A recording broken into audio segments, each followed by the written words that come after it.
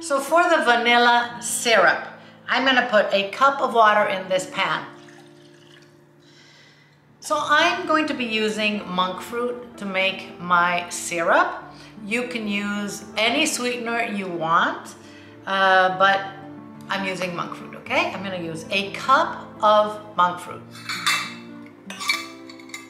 Now I'm gonna stir this until all of that is dissolved. Remember that this is a simple syrup, so it doesn't have to be thick. We're gonna use it to make an iced latte. And you can use it to flavor any coffees or teas that you want. All right, I'm gonna add a tablespoon of vanilla extract to this. I'm just gonna let that simmer for a few minutes. This is ready. Now I'm just gonna let it cool down, put it in a little jar, and have it for whenever I wanna make vanilla iced coffee. So now we'll make the chocolate syrup, which is beautiful for mochas, okay?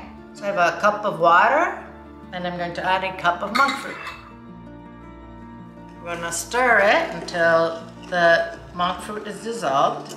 I have 2 tablespoons of dark cocoa powder in here, unsweetened. I am going to make a little slurry out of this before I add it to the syrup. So I'm getting some of that hot liquid.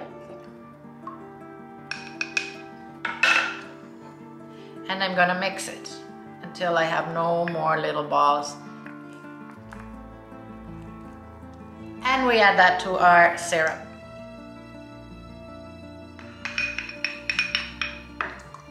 Oh man, this is delicious. It's super concentrated. Make sure you wash out all the chocolate, okay? This is beautiful. It doesn't have any, little pieces of cocoa in there. Now we're just gonna let this simmer for a couple minutes and we turn it off.